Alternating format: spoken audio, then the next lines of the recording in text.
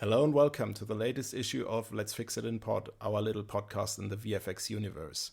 In this issue, we want to put a big focus on FMX. First, we'll take you through our personal highlights of the program, and there are a few. And then we'll bring in Mario Müller as a special guest. Let's go.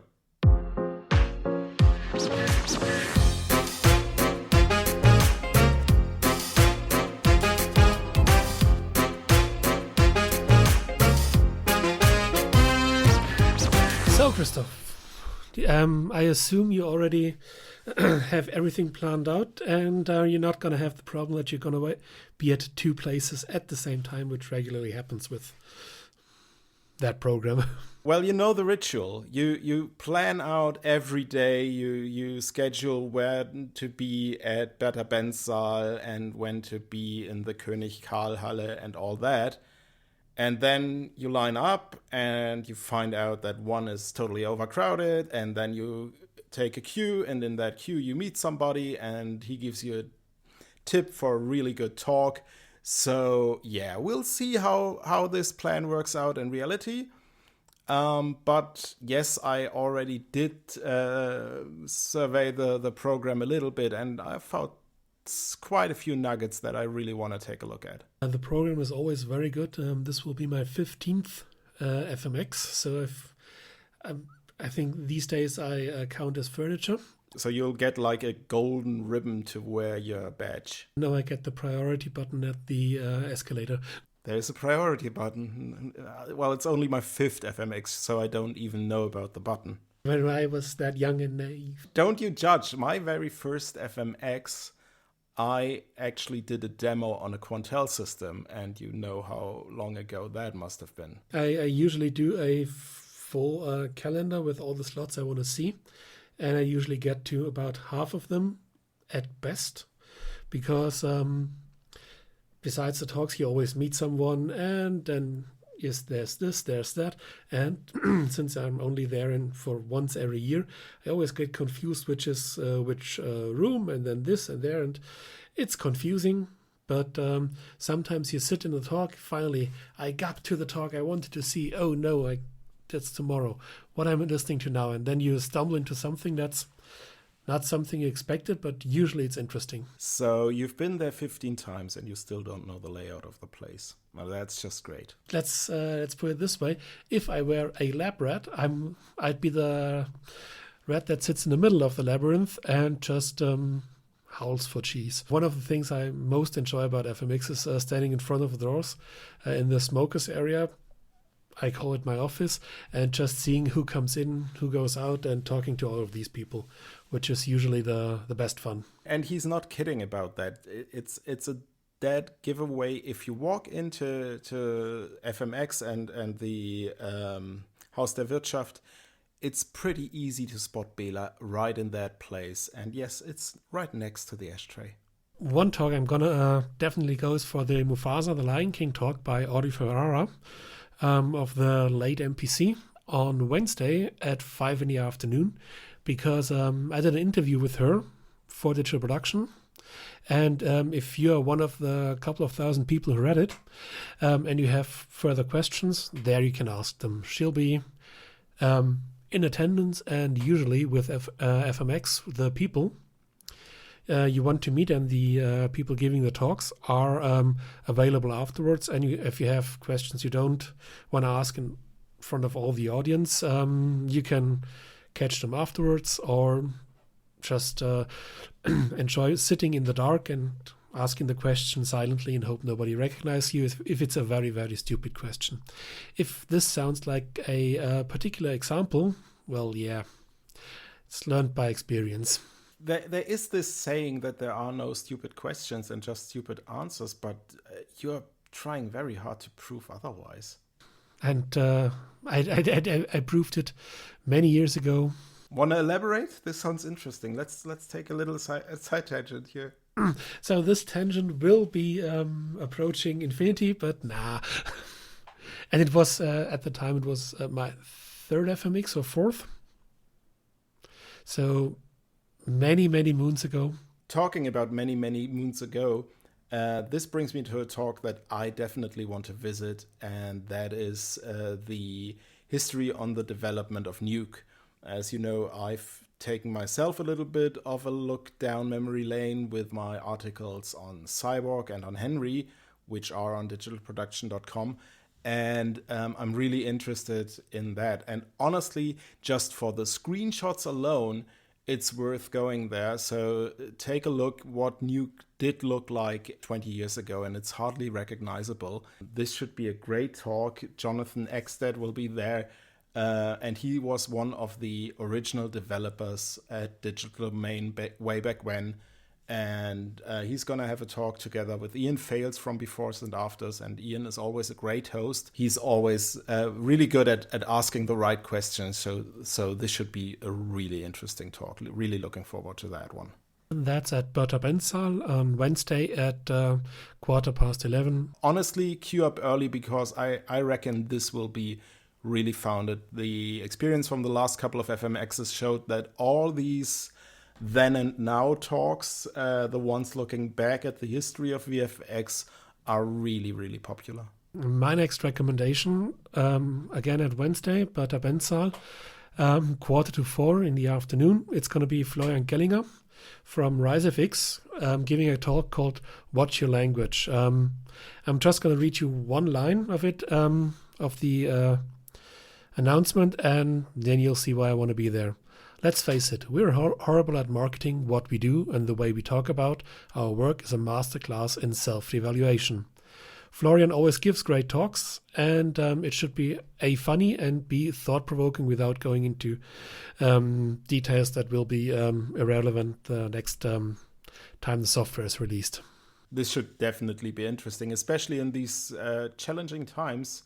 And I think it's great that a founder and leader of one of the bigger VFX studios is opting to give a talk on such a, let's say, delicate topic.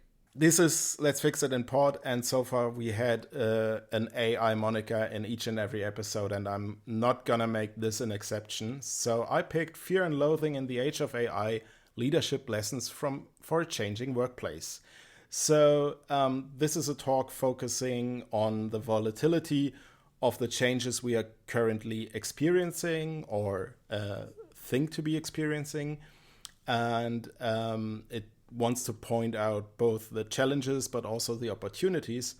And I think that with these kinds of talks, it's always good, even if you might not necessarily agree with the host's opinions or with the opinions presented, the resulting discussion often gives new food for thought, and also it might be a good starting point for having a discussion after the talk with other attendees. So for that alone, I'll definitely check this one out, which is on Friday, so on the last day of FMX at 10 o'clock in Raum Reutling. My recommendation for Thursday afternoon is Next-Gen Procedural City Design, which is going to be the City Engine talk by the Esri guys, and Urban by Matthias Böhler, which is always A, a fun talk, and B, City Engine, the tool they're going to talk about,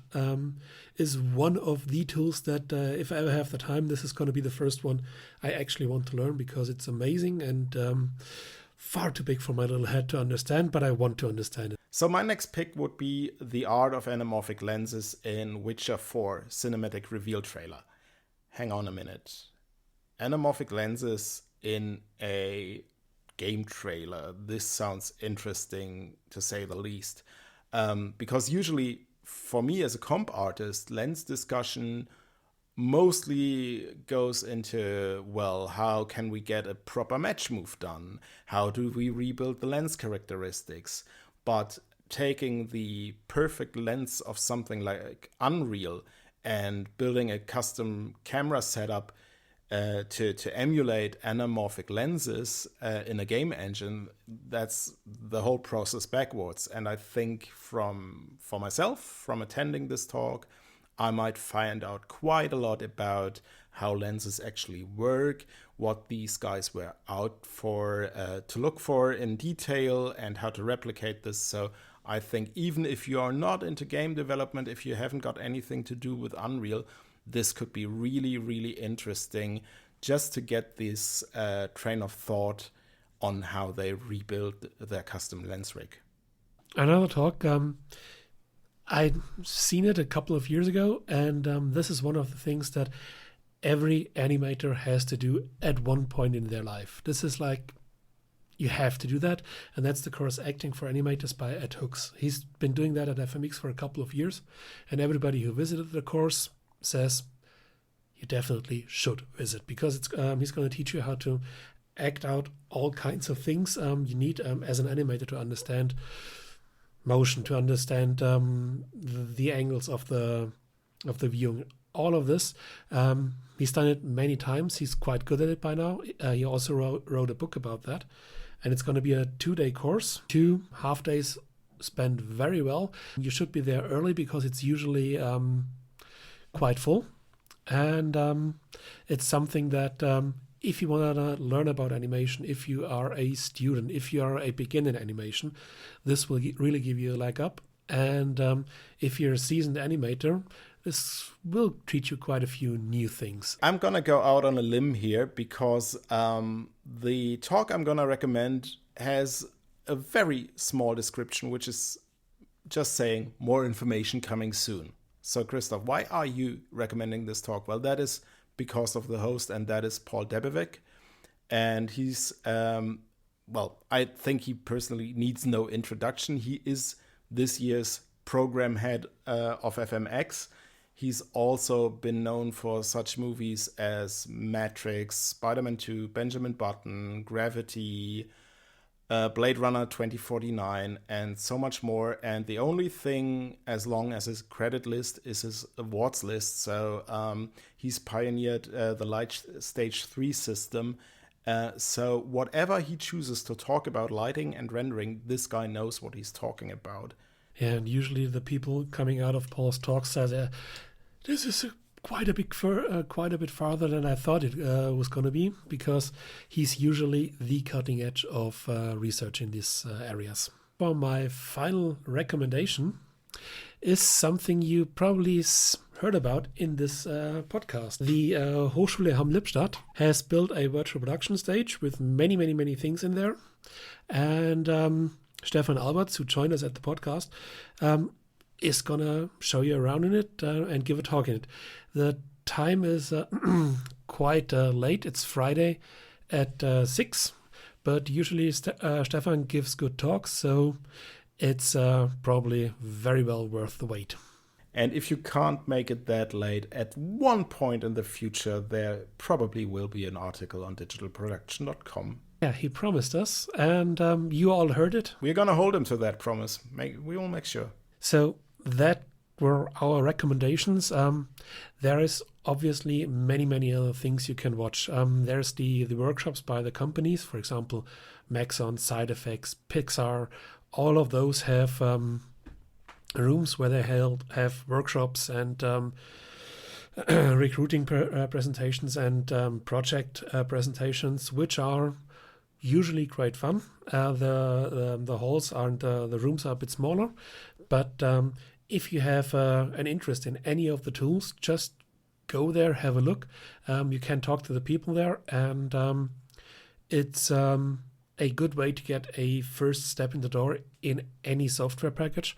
Or if you look at the FMX program, there's always the speakers linked. And if you think this looks amazing, meet the person who made it, tell them that it looked amazing, and quite possibly you can learn a bit how they did it. So that's always good to see.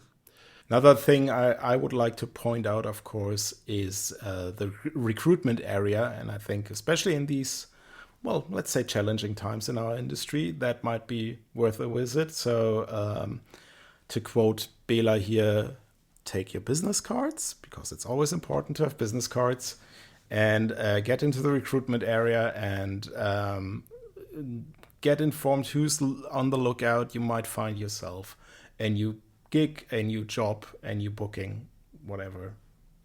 So the recruitment area, I don't think that's going to be that full this year because, let's be honest, it's been a horrible year for VFX. But the people will be there by the companies, and so have your showreel on your phone or on a tablet. Go there, have a coffee, see who's running around. And for many, many years, this has been the spot for freelancers in Germany. And of course, front of the building where you meet the guys after the official presentations. Yeah, that would be my recommendation as well. I mean, it's nice to talk about the program and you can put together your best, most efficient schedule.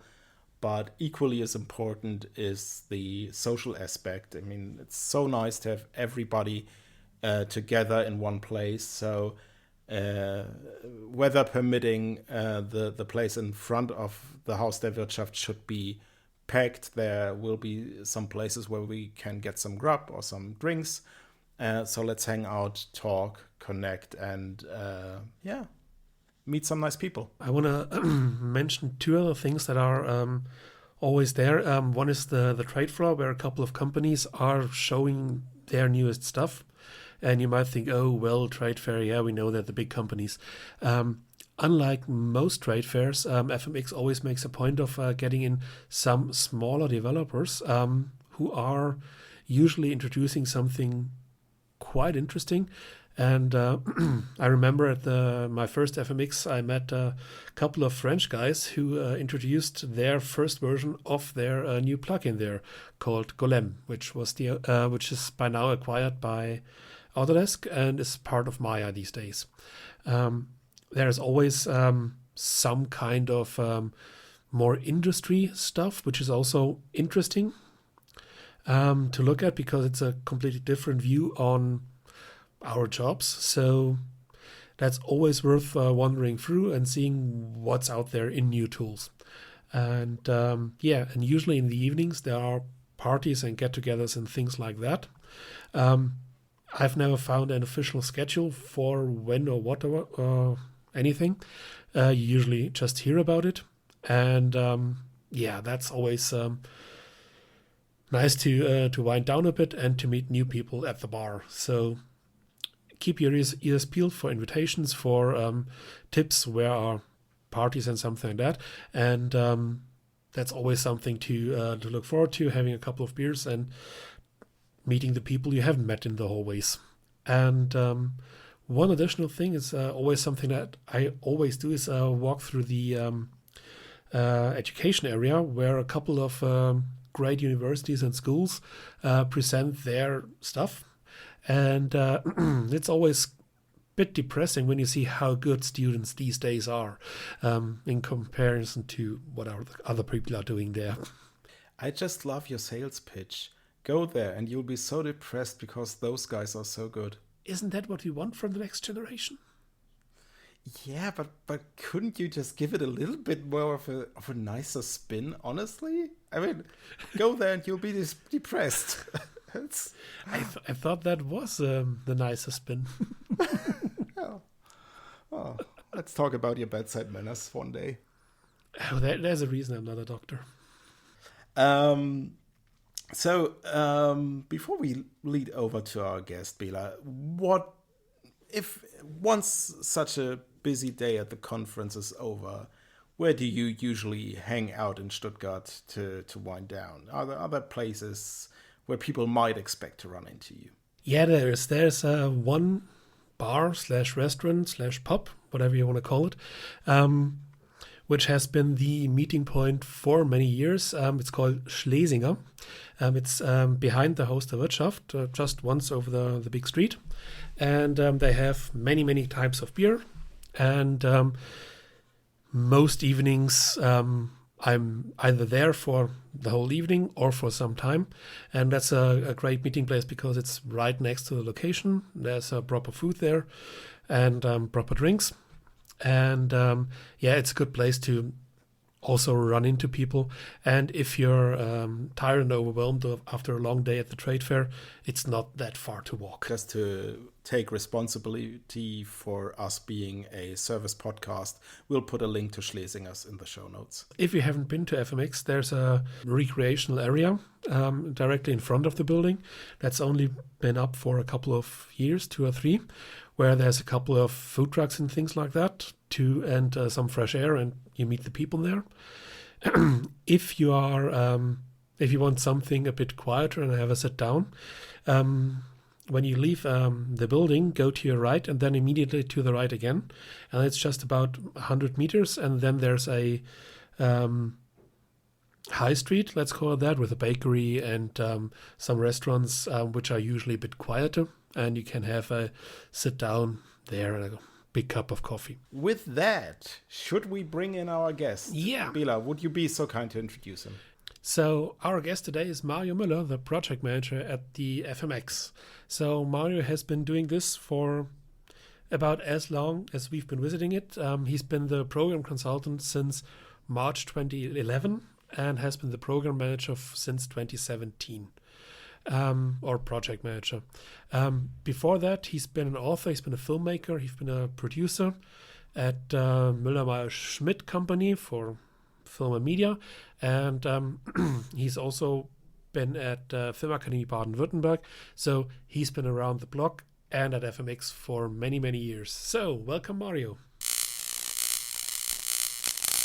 Mario, how did you get to be in your position at the FMX? How did that come about? That's a good question, and I hope I'll try to make it quick. I've been with FMX for 15 years now, and I started to be a filmmaker myself, but as we all know, it's very hard to get into that business. But I have been a visual effects geek all my life, and not surprisingly, that happened when I was 15 years old, and Star Wars happened in cinemas in 1978 in Germany, and I've been a fan ever since. So for me, it was a given that this would be something that I'd be very interested in. So when I applied to basically help out with anything that they would have at FMX 15 years ago, that's how I got started as well, not an apprentice, as somebody who would just help out with the recruiting space at FMX. And well, I've been here for a while, so whenever the opportunity came up to like change positions, first into programming, and now as the project manager, the person who leads the conference, I was happy to take the plunge. As a project manager, give us a rough idea what your tasks are and when do you start planning for an FMX? Right. I'll answer the latter part first. We start officially organizing FMX around October of the year before. So it's something that goes on for like 6, 7, 8 months, very densely. But frankly, in Germany we say nach der FMX ist vor der FMX. So the moment one FMX closes down, we take 2 deep breaths and then we go into feedback loops. And then from that right way back into conceptualizing and planning the next one. My position as the project manager means that I lead a team, a fairly small team, we're 10 people altogether, who organize the conference.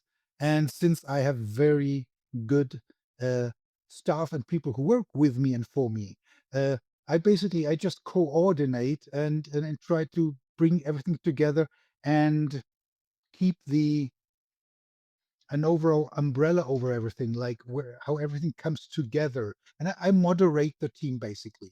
And there was a time where I had much more time to be involved in the actual program making. But obviously, since as things get more complicated and more complex, I have less time to do that. But again, I have a brilliant program manager, and she has she's very aware of what needs to be done and where to put it and how to structure it. So again, I mostly give my opinion, and sometimes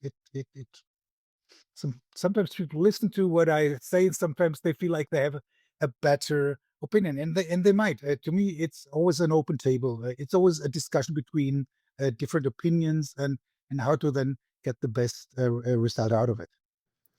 So when we look back, you said that you collect feedback, you change stuff. What is the thing that you think that changed the most since you first went to FMX? In terms of organizing it, or in terms of the event itself? In terms of the event itself, because I remember the attendance were very, very different. So it was 90% male, 95% male at the time, and very, very much only nerds. There were no, or very, very few artist people. Good point. Yeah, well, that was something that when I became the program manager of FMX, that may have been 7 or 8 years ago, there was a clear consensus between myself and the conference chair at the time uh, to take FMX out of the purely technological corner and to open it up into where it is much more about the full spectrum of film production,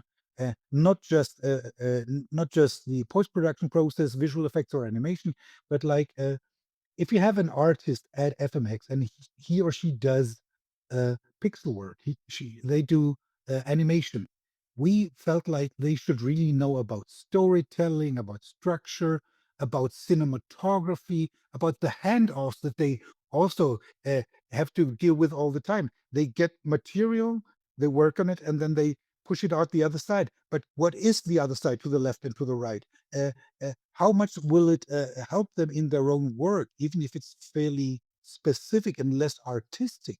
Uh, uh, to know about all these things, about story structure, and that's something that we started to provide more 7 or 8 years ago, uh, to the point where now it is a very integral part of FMX, because we feel that is one of the things that may actually differentiate us from other conferences, because it's not just about the, excuse me, pixel pushing, but it's also about the artistic aspect of it, the storytelling, the conceptual side of it. Uh, and we enjoy that ourselves, and we believe that it actually gives our audience more to take with them when they go back home. In terms of the audience, do you see a change there? We do, but obviously that's the slow process. Thanks again to how things are changing in more general terms anyway, because as I was just saying about the artistic processes that we try to bring to the stage at FMX, we felt like working conditions, socioeconomic conditions, diversity, equity, inclusion, uh, those kinds of topics we felt and we still feel should be discussed at FMX. So it's not just that overall more women, more people, I don't know, people of color, people from underrepresented areas of the society um, are working in the industry. They also come to FMX more, just as more women uh, get education in visual effects and animation than even 5 years ago. And we think that's a very good thing. And obviously, the challenge to get to 50-50 as soon as possible, that is still going on. And we see it in the numbers of speakers and curators we have at FMX. We see it in the number of attendees that we have at FMX. We're pretty constant at about 30%. And that we feel that's really a very good thing. And it used to be more like 18 to 20%. So things have changed, and we do our best to attract more women onto the stage and as people coming as visitors to the conference. And I feel like we're fairly successful in that. I've been at a different conference a couple of months ago, and I realized that this was the old school sausage party industry. It was for women, and everybody was gray. So that's always nice to see at FMX a bit more color.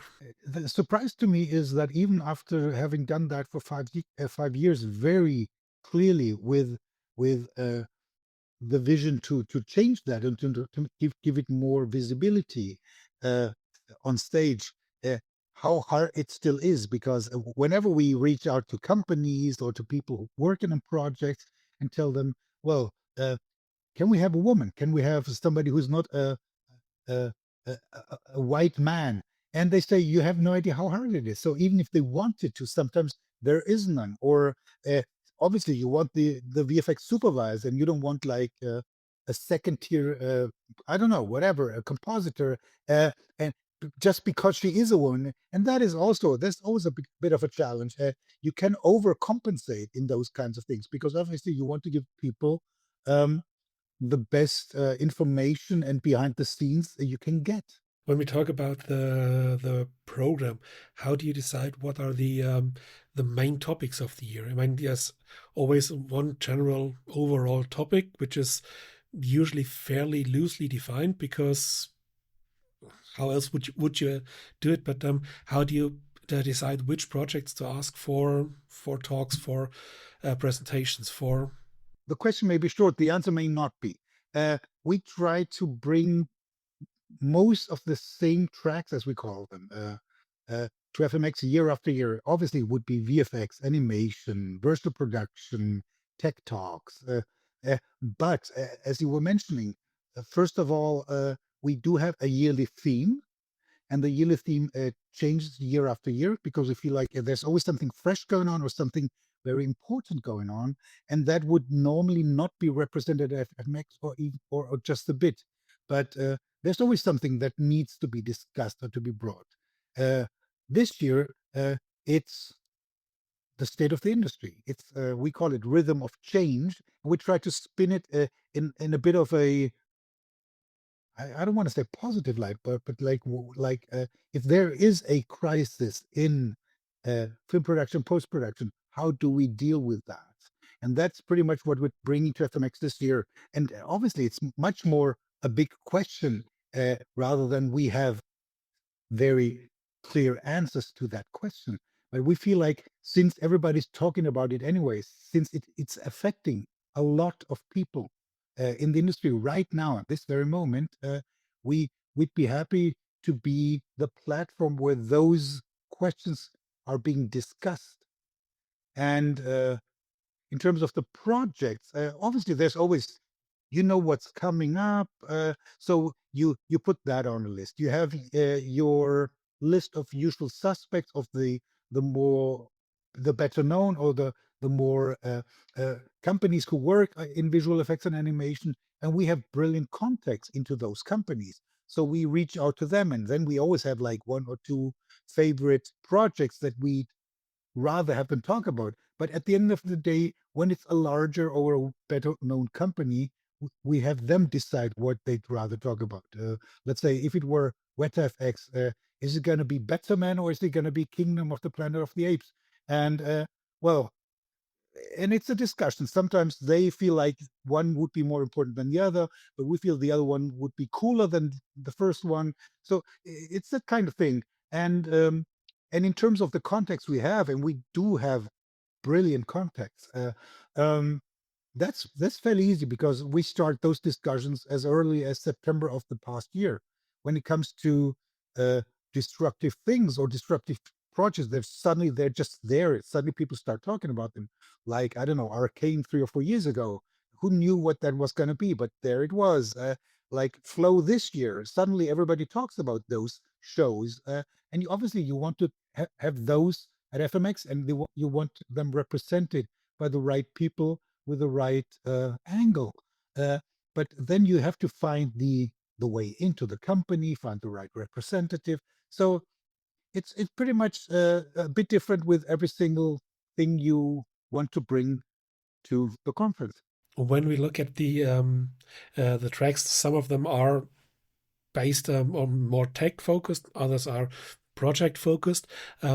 When we talk about the hype cycle that's always coming through, what do you see for the next FMX as the big hype? Because all right, this time it's AI, of course, and I remember when HDR was something very, very, very new, and HFR, which is completely out of focus now. It was out of focus back then, but that was a feature, not a bug. So what do you think will be the next big topics? You're saying in a year or 5? Let's say 5 years. I'm going to say something, and you're not going to like the answer. I have no idea. That's a very honest one. 70% of hype topics, they come, they get chewed up, and then they almost disappear. And the other third, they become part of actual production. They just flow into what's happening, pretty much like it was with HDR or uh, or with 3D in a way. If anybody still talks about it, certainly what happened with virtual production and what's eventually going to happen with AI in 2 years or 3 years time. And what the next thing is, I have no idea. I think, from my point of view, it's going to be real time or near real time, but that is just a guess. And obviously, I could have said the same thing 15 years ago, but I think we're by now we may actually almost be there. I see how AI will uh, dissolve into the whole thing as well. And at a certain point, the artists and certainly the audience will not care whether it's 3D based real time or whether it's been rendered for 60 hours or whether it's a 2D real time um, I don't know, makeup, let's call it that, face replacement, because it's just going to be there. Real time. So the guys from Epic Games will be there at FMX, I assume. Not explicitly, but always in a way, of course, because as soon as you talk about virtual production, it will very likely include Unreal, uh, yeah. So yeah, absolutely, yeah. But not where they're officially on stage. Again, I feel like those times are over. You remember like 7 or 8 years ago when we had the Senua demo live on stage at FMX, and it was like, how can they even do that in real time and then even live on stage? And I mean, people just get used to that because eventually it ends up on your device. You can do something similar now. Yeah, yeah. And the other thing, because you were asking what's going to be happening in 5 years, and all of that is already being worked with at this point. I think something that is either Gaussian splatting or something that will evolve out of a Gaussian splatting, because if that's near photoreal, and if you can pick any camera angle you could have a dream of, and it's just there. I mean, that is really mind blowing. It's an excellent point that you make, that these hype trains are actually much more iterative than one might think. So yes, we've seen something like virtual production on an FMX like 5 or 10 years ago, and now we see how it's actually used in production, and then we get the next hype train pushing through, and eventually one element will fall off of that train and stick. And so, yeah, one thing I wanted to ask is going back to the tracks. I remember last year I saw this great piece by a Swiss animator doing claymation, and he had a fantastic talk. So I was interested because I really like this little niche talks, not just the big studio productions. They've got their own unique qualities, but I really like these smaller ones. Um, so how do you pick like these smaller independent productions? How do you get in contact with those kind of people? Contacting is the hard thing. And the other one is just, I'm not even going to call it research. I'm just a very curious person by design. And again, I come from a geek background. It's just a topic, and animation and visual effect is the topic that has interested me most of my life. So I read up on it all the time. I would think that I probably put close to 10 hours of literal reading through trade press and magazines just to do that. And whenever I come across something, either in writing or on the internet, or because somebody sends me a newsletter, I just flag it. And then again, starting in September of the year, I go through the list, and it's just a barrage of several hundred links and websites, and then we just try to uh, structure it or organize it or pool it, and some things work out, some do not. At the end of the day, it's you want to get a mix of the blockbusters, the independent, the handmade, the disruptive, the uh, the international, the European, the German, the regional, all of that, and all of those different variables. You try to get a good mix so everybody gets out something out of it again. Because as you all know, uh, FMX is not just a fairly large show. It's a very wide show. So there's so many different angles and topics.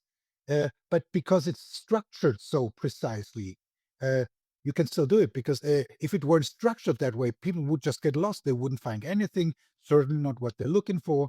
But since we have this thing where it's not just the what we call the schedule view, but the other one, the overview uh, on the website, where it's structured by topic, uh, I guess by like doing 3 or 4 clicks, you will find what you're looking for. If you're a compositor, if you're an animator, if you're an art director, a concept artist, a cinematographer, you name it. I'm sure you can get there with just a few clicks.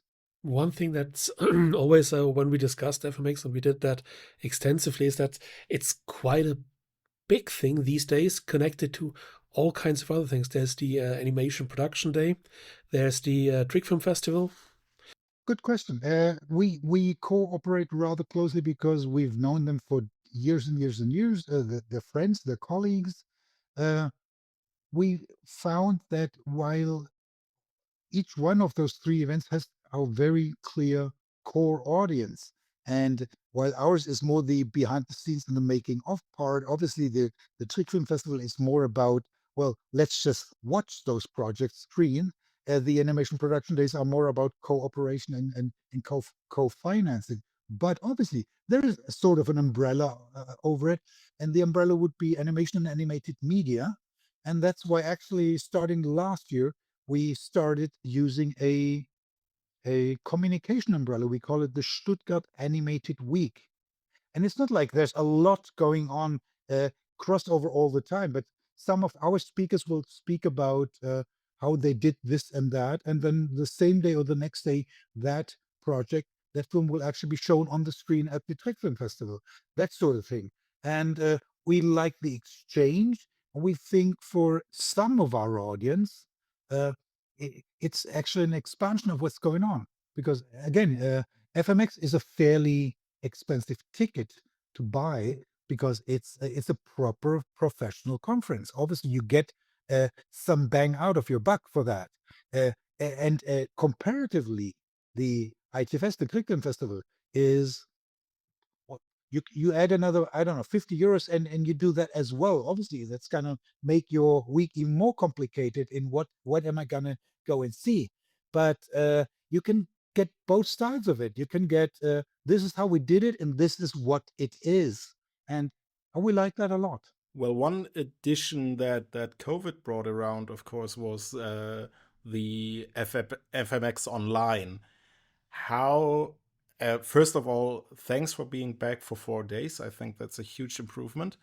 But how does that affect scheduling, and what is the feedback you get on having this FMX on demand part in addition to the actual conference?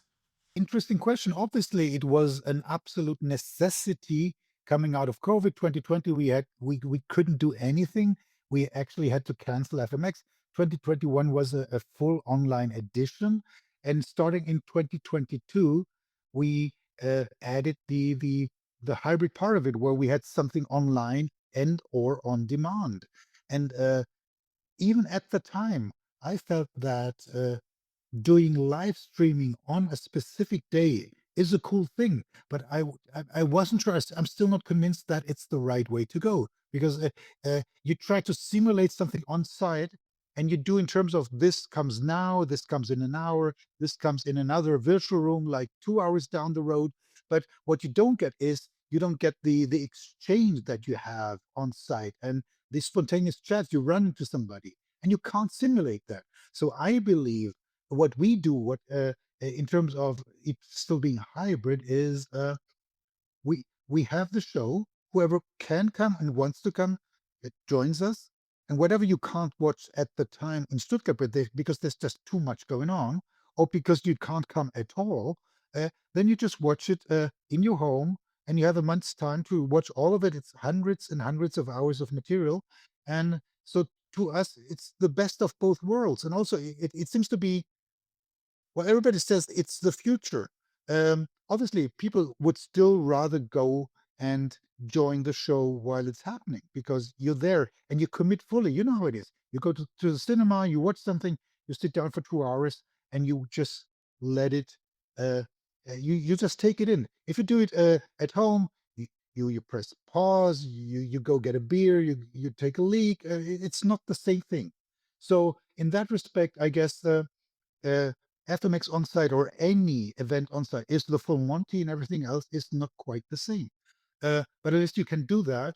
And now that it's not necessarily, you, we wouldn't have to do it anymore because we're back to 4 days on site. We still feel that it's a good extra to have, because you don't lose as much as you would if it were just on site, and it adds another 10% of the audience who's not coming at all.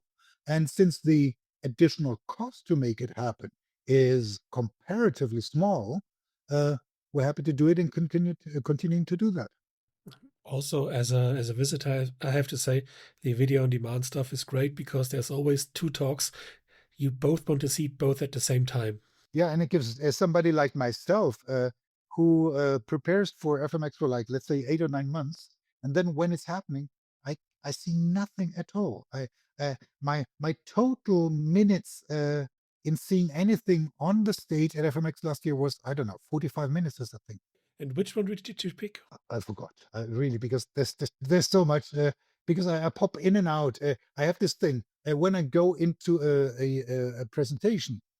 I I put my cellular, my mobile phone, I put it on my lap, and as soon as it starts ringing, or when I hear it buzzing because it's on mute, then I just go back up, and sometimes it's 45 seconds, and sometimes it's 10 minutes. You never know. Well, it's like everybody who hosted a big party at their home probably can relate.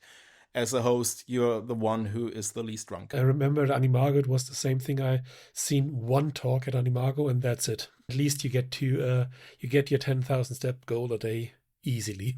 Very, very easy. No, it's shocking. I mean, you both know the Haus der Wirtschaft where FMX takes place, and I mean it's a large building, but still it's just one building.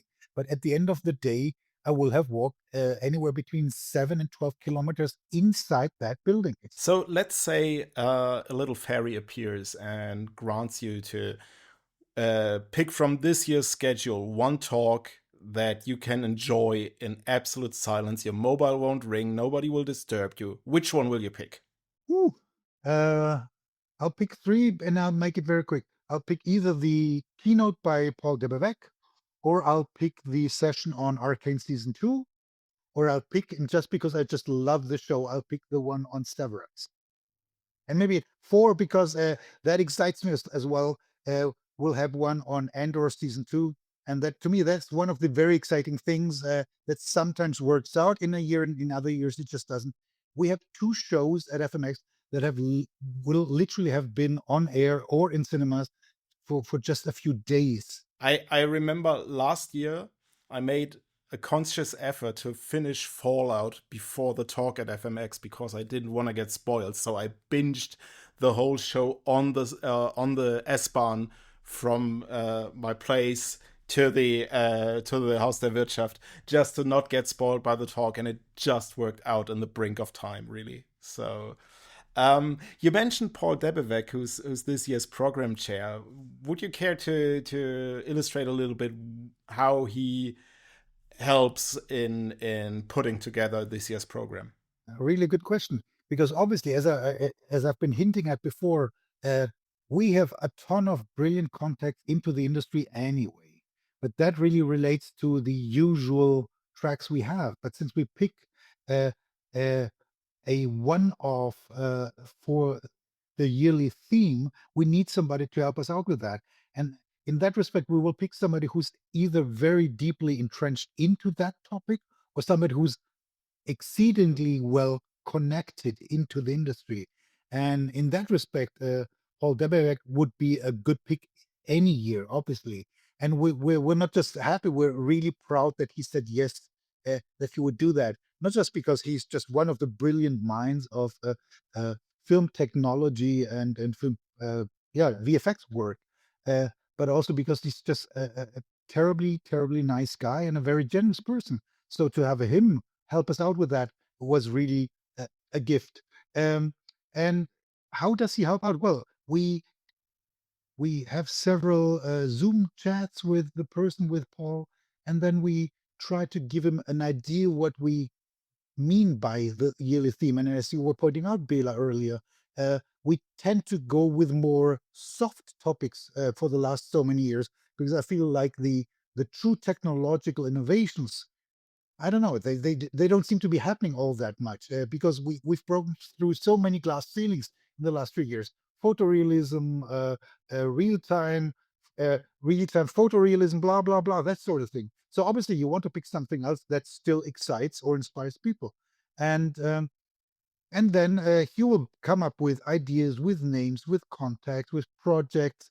He will reach out to people, and then every so many weeks, we'll just speak again, and we'll, I don't know, we'll make it happen. We'll put it in proper places, or we'll turn uh, three topics that seem to be disparate. Suddenly they seem to be clicking, and you say, "Listen, come on, this would be something. This is about stop motion, or it's about something else." Yeah, yeah. And in that respect, he was able to help us a lot. And also, as you know, he's a brilliant speaker. So to have him give the keynote at FMX is absolutely a gift. When FMX is done, how do you measure if it has been a good one? You can always go by the numbers. We've sold this many tickets. We've had this many seats taken in the rooms.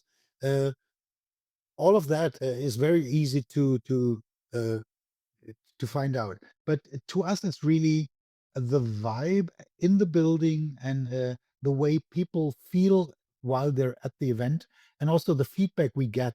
Because there were times when we asked people to give us feedback. Now they just send it to us, and it's not just the audience; it's also the people who are the professionals who are there, and certainly the speakers who come explicitly to be at FMX. And we just get very thorough and mostly very, very positive feedback, which for us is just a good thing, because obviously we want to make the best show we can. Uh, but then to hear it from the people who are basically doing us and the audience a favor by coming and spilling the beans and giving us information and inspiration, uh, and if they're happy with how it went, how they enjoyed it, how they reacted on the feedback from the audience, and how they enjoyed bumping into people who are not working professionals but students, curious people. Uh, that to me is what keeps me going, really. Yeah. Mario, you mentioned students, and they always have been a big part of FMX. Would you elaborate a little bit on your connection with the Filmakademie in Ludwigsburg and also the role of the recruitment hub inside of FMX? As you may know, and some of your audience in the podcast may not know, that FMX is actually organized by Filmakademie Baden-Württemberg, which is in Ludwigsburg, right outside of Stuttgart, and it's been organized by the Film Academy for 30 years now. So the very first FMX, which was still very much a student thing, where students would show off their own work towards an audience which at the time hardly existed at all. It became what it is today, Europe's largest show of its kind, very well known around the world. A lot of the alumni of the Animations Film Academy eventually end up being speakers on the stage at FMX. 5 years later, 10 years later, sometimes they become world famous people. And for the students of Animationsinstitut at Filmakademie, FMX is actually part of their colloquium. They're supposed to go. It's mandatory that they go to FMX, because it's just part of what the teaching at Animationsinstitut. In that respect, it's very positive and very important. Also, the the director of the Animationsinstitut at Filmakademie, who at the time is Jan Pinkava, he is also the conference chair of FMX. So obviously, the crossover and the inspiration and the cooperation is very close and very strong. You were mentioning the recruiting hub. Well, recruitment at FMX always has been a very strong uh, I wouldn't say it's focus, but it's something that a lot of people actually uh, uh, take part in a lot, not just the students and the alumni who just come out of film and media schools, but also the companies, the German, the European, and the international companies who will actually set up a booth there because they really do want to and they believe they will find extraordinary people to work in their companies and on the next projects. So that's been going on a lot. It's been growing very much so. We're not quite sure what's going to happen this year with the industry being more in a waiting mood and seeing what's going to happen, and where the workload apparently obviously is less than it used to be, but it's still going to be there. We know there's a lot of interest from the applicant side, from the student side. How much we can still grow it to usual numbers in terms of the companies actually recruiting at FMX, we'll have to see. But obviously, FMX, as much as anybody else within the industry, is obviously affected by what's happening right now.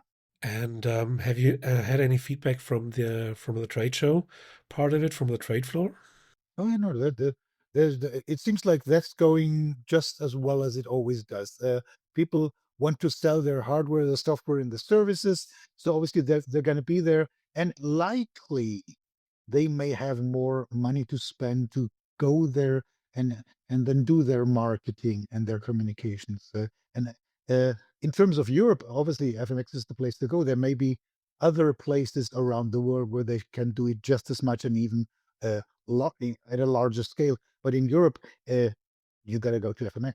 So this year's topic, Rhythm of Change, with the upheaval in the industry and stuff coming around the corner with AI, how did you come to that, and how has that changed from the first idea to what we're going to see in a couple of weeks in Stuttgart? We knew we had to discuss what's going on in the industry and how to hopefully navigate it in a more constructive way instead of just being scared and just stopping in your tracks and not doing anything, hoping that it's going to go away all by itself. Uh, what what we hadn't expected was how big a part of that AI would become. Obviously, AI is the thing that everybody talks about anyway, even when they're having a beer with their friends in their spare time. But it it became pretty clear that the disruption with and by AI is the part of that thing that's going on in the industry. It's not just about change, it's about how it makes people nervous, and when people get nervous they tend to not make any decisions or any planning. So having said that, um, we we probably have anywhere between 12 and 15 individual sessions on AI at FMX. Nothing that we had planned explicitly, but which now makes all the sense in the world because, again, as there was mentioned before, you suddenly realize there's a certain amount of talks that you would like to have, and you can you can bring them together into a track, a more specific topic, and then you put that into the show. And I think as long as we do it generically as we did this year, where you don't squeeze it in just because it's the next big hype thing. Uh, I'm sure people should be interested in having watching it, and obviously we have quite a few panel discussions on the topic, but with very different people taking part in those discussions. So even what is being discussed in detail and the the things that may come out of that discussion for an audience to take away will certainly be rather different from one to the other. Well, thank you so much for your time, Mario. This was really, really insightful. And I really look forward that we three meet each other in 5 weeks' time in Stuttgart. Absolutely. You took the words right out of my mouth. I look forward to meeting in person, having a chat. And thank you for having me, Bela and Christoph, on your podcast. It's always fascinating to talk to people who watch the show from the other side, but still know what's going on and appreciate what we bring to the community. And yeah, I can't wait for it to happen because it's really coming together well at this point. What I can say is there's still a few surprises in the program that nobody knows about, that we're going to reveal soon. So keep on looking at the website and at the program. And if you haven't, not the two of you, but the people who are listening on to this podcast, please go out and get your tickets, because you're going to have a blast at FMX this year, I'm sure.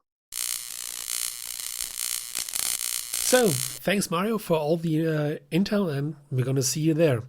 So now you'd usually expect some news, but since we're recording this way in advance, even before NAB, we can play some prophecies, but usually at NAB there's going to be big news, so we can't record them this time.